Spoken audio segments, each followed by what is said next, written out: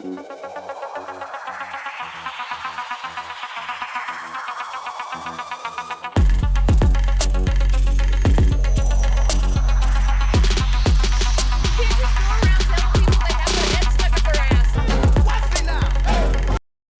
tell you, all the threes and the 33s that are involved in this is amazing to me. They're in the, the 3300 block. She's got 3 kids. Their ages add up to 33. She was shot 3 times. I mean, there's a lot of lesser evil involved in this. So I'm taking a look at this thing. I'm just looking at the area here. You can see that water main, that water cap right there. Officer's foot. I'm trying to look at the, I like to pinpoint locations. People know that. So where I'm at is right here. Right here is where her car was. Exactly. You can see this in the background. There are people standing right here. And you can see this water main cover. And then she ends up right here where this truck is at. You can tell that by. With another person, much less another ICE agent, this closely next to his weapon, when he easily could have slid on the ice, he could have moved. He very easily could have shot somebody else. To me, that speaks to the automatic nature of what he did. So as you can see, he walks into. So I'm trying to pinpoint the locations where this is at. You can see that tree right there. You can see the red house in the background. This water cap cover is huge, but right over here you can see the house in the background. That would be the tree right there that she ended up against. The pole, my correction. That house you can see, but there's trees in the way. And it's kind of crazy with my cursor in the way, but I'm just trying to pinpoint location. He's already starting to grab for his gun. The second the car starts to accelerate, the second he hears the car accelerating towards him or sees the car accelerating towards him, he's already got his hand on his gun. Within a frame, his gun is already starting to get pointed forward. And then he's already ready to discharge his weapon within another frame. All of this happened so quickly. So based on everything we're seeing here and based on how quickly he reacted, I do believe that he thought that his life was in danger. I do believe he reacted very quickly, believing that he was in imminent danger. All right, we'll go ahead and wrap things up. Hopefully this is helping you better understand some of the behavior, body language, and psychology of the situation. Now, unfortunately, I think a lot of this boiled down to misunderstandings. I think that Jonathan Ross initially perceived Renee Good as someone who would likely be compliant, maybe be a little bit combative and argumentative or something like that, but he didn't see her as someone that was going to try to escape the situation. I think that Renee Good was planning on leaving that situation the whole time. I don't think she had the intent to run somebody over.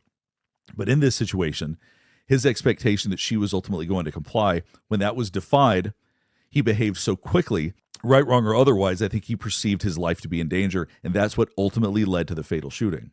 I do want you to keep in mind, as I talk about this, none of this is a moral or a political judgment on any of this. My goal is just to provide you an understanding of the human behavior and why the decisions were made, what the perceptions were of people that were involved, and how you would expect them to see these situations and to understand why things played out the way they did. This right here would be the exact spot that Renee's Honda Pilot was in. She had the Chevy Suburban right there. I can tell by how this is lined up with this water cap cover and this line right here. You can see it clearly. There is the water, and then it's got a line right there for the road marking. And there is the car, so it would be a little bit different now. They painted that with a double line. You can also tell by the huge crack in the road right there. Okay, we can see that she's sitting on, let's see if those are still there. And they are right there on that line. Her back tire is literally right on that line. Get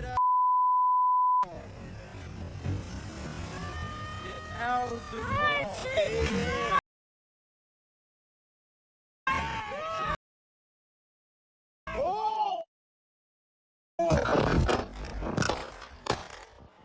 1, 2. Then she's headed to that pole right there. So that video right here. What you are seeing is a huge crack in the road there. And she ends up right here. And that serves as a marker. And these lines serve as markers.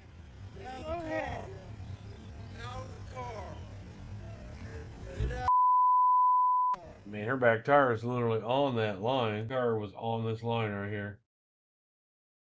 Let's see if we can see any other cars in the background that are still there. And that's where she was at. That's when the truck pulled up right there. Take a look. That truck would have been right here. And you don't see much because she hit him. Pretty ticked off at her. A huge crack that I'm looking for. 1, 2. 1, 2. That video was obtained by Alpha News in Minneapolis. There are a couple of things in there that are curious, because one of the observations some people made was that the driver of the car was scared and was trying to flee, and that's when it happened. You hear the wife say, "You want to come at us? You want to come at us?" Says you should go get some lunch. Yeah, there was no antagonistic. There wasn't angry language being used between them, right? And when Renee Good, but I think puts the car, there's defiance. There's sure, but definitely that's fine. defiance. That's not illegal. And by the way, they're blocking the road, so there's clearly The wife is talking crap, just like I have talked crap to them across the street 2 times. They did not have the right to shoot me and kill me. These people they do not value human life. There's a strange, masked, violent man trying to get into your car. You can see the driver saying, "Please, like, I'm just..." Okay, this lady is a clown. Unknown masked person. He's got a badge on. There's sirens. Duh. She was. They weren't unknown to her because she had been harassing them all day long. She had been following them all day long. So he was not unknown. Trying to get away. Renee is being cordial and nice. And yeah, the wife is talking crap. Whatever, she gets into the car. And she was being cordial and nice while she was disobeying lawful orders to get out of the vehicle. That's a lawful order. When you're parked in the middle of the road like that, that's a lawful order. To drive away, and the officer, who we believe is filming this, so I don't think so. He is filming it. It's John Ross. He's a hero. She almost hit her own wife. One hand on Her phone is that in fear of their life, and then... No, he wasn't in fear of his life. He had his hand on his phone. He wasn't in fear of his life till he got in front of that car and she charged him. Pulls out your gun and shoots her 3 times. He doesn't have his gun out right there. You can see. They said he did, but he doesn't. Including when the driver is driving away, that's not self-defense. But that's an advocacy argument, and I get it. She did not shoot. He did not fire as she was driving. That is one point of view. I'm not taking a point of view, but I do want to mention one thing, that when you watch the video, they know they're ICE agents. I know you're talking about that, but it's very clear this is not their... We don't know who they are. That's right. I'm glad they checked that real quick. In Minnesota knew live there. Yeah, right. That's the other thing that people are like, oh, these So are it's not... rioters. It's Violent. They live there. It's not we're in fear of these masked people. They know they're ICE agents. They know That's right. You can take that maximization out, snowflake. You're scared of a ICE agent. But the point, all we're saying is that the reason they were there is they knew that ICE was in there. See that right there? She could have hurt that officer. And then soon Ross appears. The neighborhood. Right there. See? They were protesting. Straight at him. See that tire? Straight at him. That's what he sees.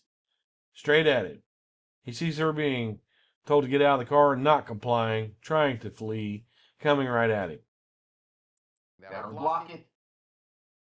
And then whenever, however you want to describe it, they're not, to your point, afraid of them. They are wanting to interact with them. Yeah, they're not afraid of him, or they wouldn't be saying, "You want to come at us? You better pack a lunch, big boy." They're not afraid of him. Look at the look on her face. When Renee Good puts the car in drive. How are you going to say they're not afraid of these men? If you look at the video before this, she's sitting in the middle of the road.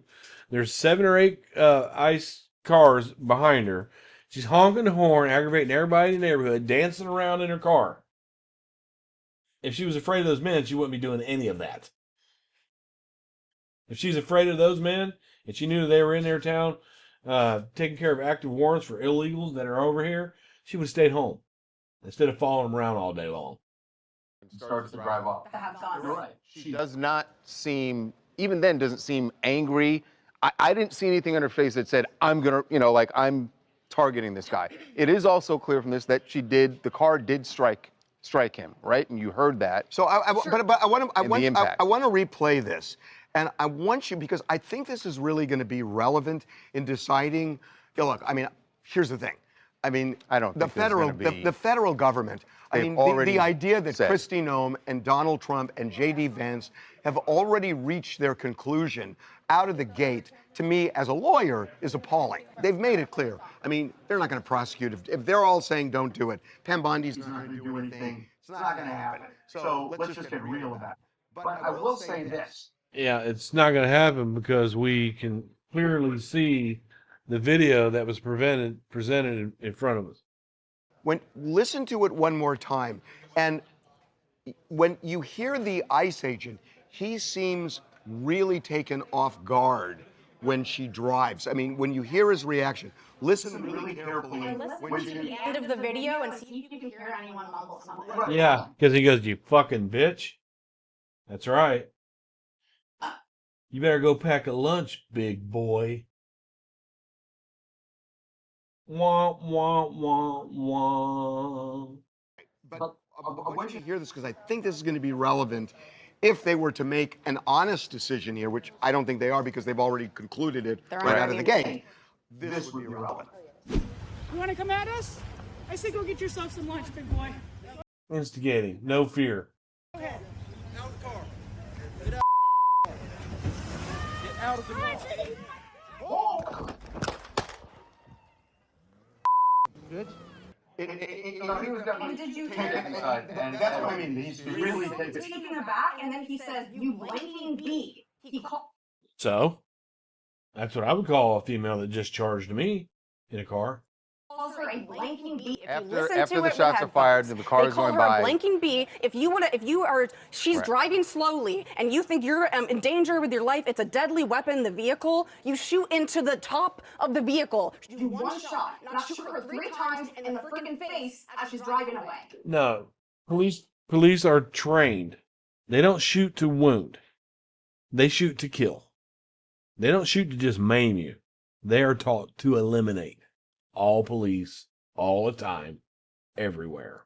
Yeah, I mean, look, that's the argument that people make. And in a way, what he says doesn't help him. It hurts him. But the reaction is, because they say, get out of the car, get out of the car. He seems totally taken by surprise. There's no law enforcement anywhere that's taught to shoot into the top of the car and then shoot one time. That's right. Thank you. It's to stop what they believe is a deadly threat. No, it's 3 times in the face? Yeah. Yep. Why not? I mean, that's how duplicated That's many times a year, and it's justified if it's somebody who is truly fleeing using the car as a deadly weapon. I'm not saying. Really thought I'm not saying debate. I'm not saying that. It's debatable, but the debate is whether or not. Let me give you an example.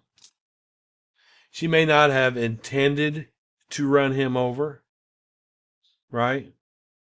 But she did. That's just like if you're playing with another weapon, a gun, and you don't intend for it to go off, but it does. Or if you have a knife, that's a weapon, and you're playing around with it, you don't really intend to cut somebody, but you do. The person that is on the receiving end of what you didn't intend to do does not know that you're not intending to do that. in this case, in particular, you believe that she was trying to kill the officer. I wouldn't say I believe in one. I personally do not believe that she was trying to kill that officer with her car. I do believe that she was mishandling a 3,000-pound weapon while she was given lawful orders to get out of that weapon.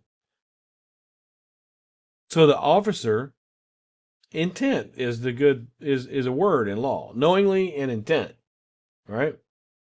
Her intent may not have been to kill him, but he doesn't know her intent. All he knows is they've been following her around all day long. He just got done going, you want to come at us, big boy? You want to come pack a lunch? So that's all he knows. All right, so he doesn't know that her intent. He's not going to wait until the car is on top of him to figure out her intent is to run him over. She went out there to instigate, irritate, and aggravate law enforcement. And she succeeded. Good job. You really think that? I'm not saying I believe it one way or the other.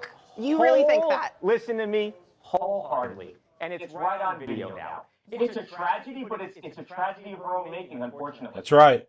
You are insufferable. Oh my God. How dismissive. My name is Tony. I'm from Texas, and yeah. So this video is very clear. It shows exactly what happened, and it looks like it's a body cam footage. What's interesting about this video, even though it's recorded by the ICE agent, but it's clear as day. One, she started to drive off when the second officer approached her and telling her to get out, and then two, the officer was directly hit by the vehicle.